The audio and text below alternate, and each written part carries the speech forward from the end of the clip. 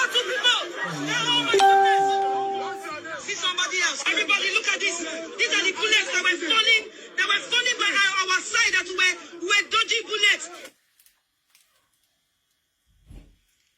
My name is Obianuju Catherine Ude. Don't worry, you can call me DJ Switch. I'm from Enugu State, which is in the southeast region of Nigeria. For years, young Nigerians like myself with interesting hairstyles, ripped jeans, iPhones, nice cars, have been harassed, extorted, illegally detained, tortured, raped, and killed by the Nigerian police. Specifically, a unit of the Nigerian police called SARS. SARS stands for Special Anti-Robbery Squad, and trust me, they truly are a special bunch. A special breed of armed robbers in uniform. A special group and gang of rapists with a badge. A special crowd of murderers with a license to carry a gun. For as long as I can remember, we begged and petitioned the Nigerian government to put an end to this corrupt unit. And to their credit, they complied. Or at least it seemed like they complied. First, with the disbandment of SARS in 2016, then again in 2017, 2018, 2019. I know it's an abusive relationship. 2020, and I know we all won't be forgetting 2020 in a hurry. As the coronavirus ravaged the globe, back home in Nigeria, we were more afraid of another type of virus, SARS. On the 3rd of October, a video surfaced online where SARS officers shot a young man and fled with his Lexus SUV. We were outraged. But this was followed by the gunning down of an up-and-coming Nigerian musician. I'm a musician. Could have been me. At this point, the hashtag #EndSARS was trending all over the world. And thanks to Nigeria's biggest celebrities and artists, influencers who said, enough is enough, it is time we speak up. And so by the 8th of October, the streets of Nigeria were filled with young men and women protesting police brutality, and I was one of them. But it is the 20th of October, 2020, that has brought me here today. On that very horrible day, the Nigerian army, sanctioned by the Nigerian government, stormed the Lekki toll gate. And this is a major roadway in Lagos State, by the way. No warning, no dialogue. Soldiers opened fire on unarmed, peaceful protesters with live ammunition. We cried, we braced, and we started to sing the national anthem, just with the hopes that they recognize we're not their enemy. It made no difference. As I laid on the floor, I remember a young man, he just jumped on top of my body and he was screaming, "Cover her, cover her." I couldn't really make sense of what the whole thing was about. He was struck by a bullet on his lower back.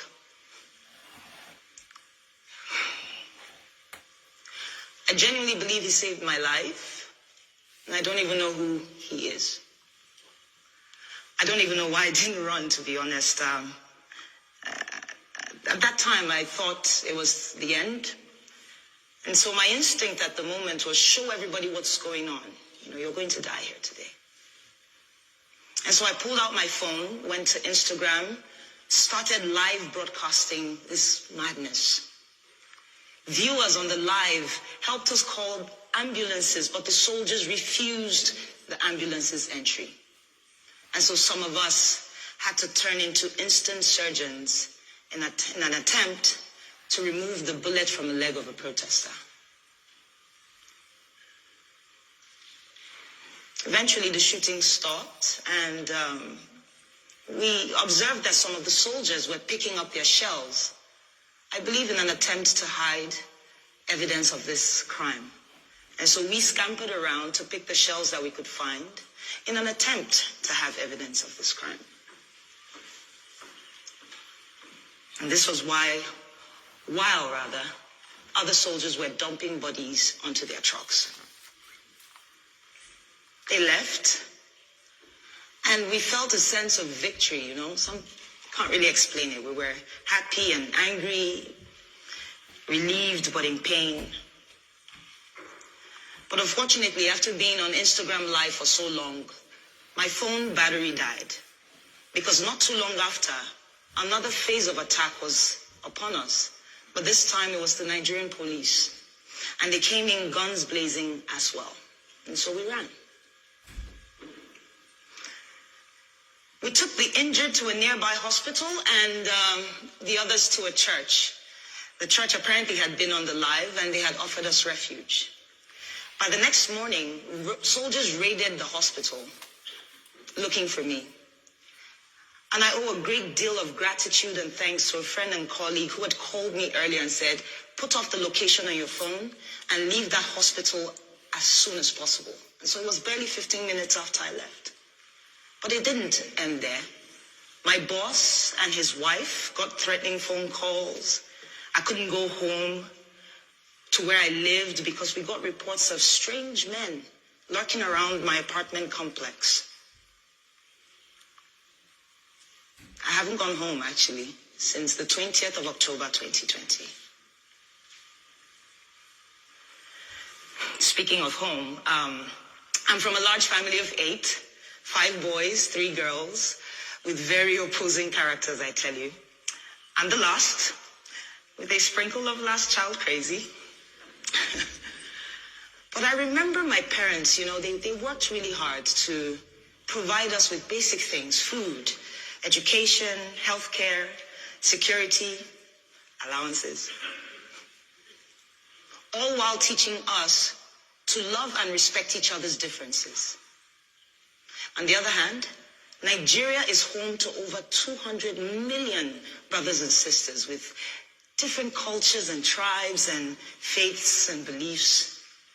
Things and differences that the government has used for the longest time to pit us against each other. But the NSAS movement swept that away, even if it was just for a time being. I witnessed protesters collaborating and helping each other. Protesters giving food and water to the same police who's been killing us off every day. Others provided security. Another group provided funds that were donated to them, in the hundreds of thousands of dollars, for legal and medical attention to protesters who needed it.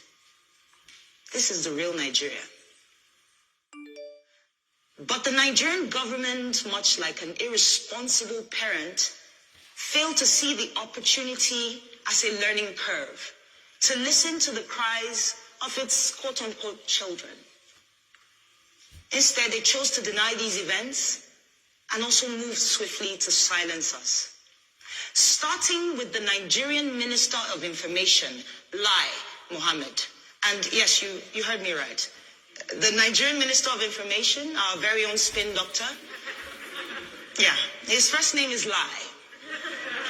It's inevitable, right? The pun is begging me. Lai called the shooting a fabrication of a massacre without bodies. He said I was a purveyor of fake news with the intent of tarnishing the nation's image, that I am a terrorist, amongst other things. The Nigerian army called the shooting fake and that I had made the whole thing up with a green screen. Yes, I have plans of heading to Hollywood after this speech.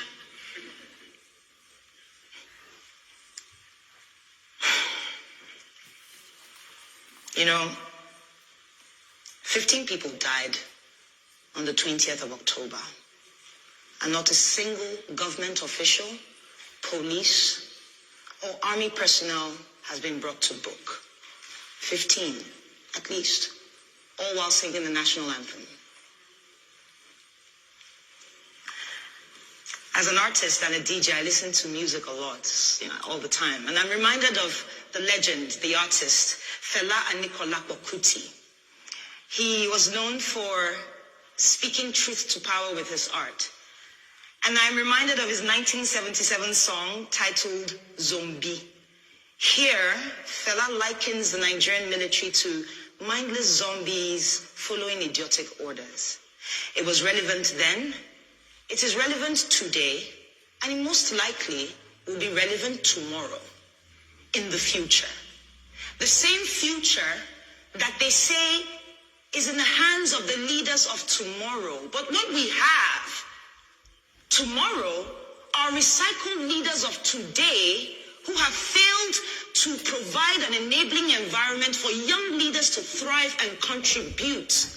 No, but they chose instead to kill us all off, one by one. This might sound outrageous to you, and you might wonder why. And I'll tell you. Our leaders are afraid. It's as simple as that. They're afraid of a thinking, an innovative, a collaborative, and a working Nigeria. They're afraid of every young Nigerian who, against all odds, have made it for themselves. They are afraid of a me, the coconut head generation, as we like to call ourselves. We're hard-headed, we're not easily deceived by propaganda, and we stand up to our oppressors. And while we may not do this all the time because wahala no dey finish, as we like to say back home, I think there's a Nigerian in the crowd. Well, what it means, though, is that the problems never end. And while I understand that we have to take a break to put food on the table, to at least secure our mental health, know this. Corruption, tyranny, abuse of power do not go on a break. And so today I'm choosing to use my voice and my talent to push for the things that we ought to have. And I want to ask you all, these fine people, to please join me and support my vision for promoting democracy, human rights values, and equality through arts. Thank you so much for your time.